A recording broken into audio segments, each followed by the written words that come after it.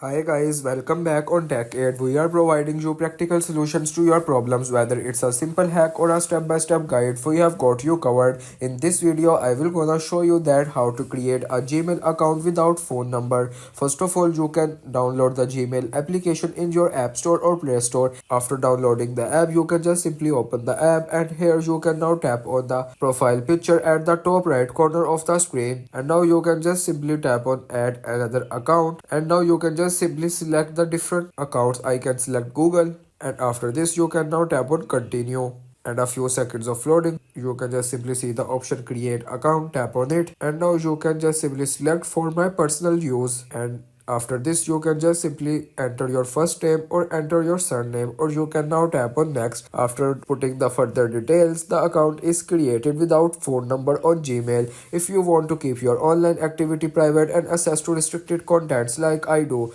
trying using a VPN. It's secure, easy to use, and makes a browsing safer. The link to buy is in the description below. If this tutorial helped, don't forget to like the video and subscribe for more practical solutions. Got questions or need extra help, drop a comment below and we will be happy to assist. See you in the next one. Thanks for watching.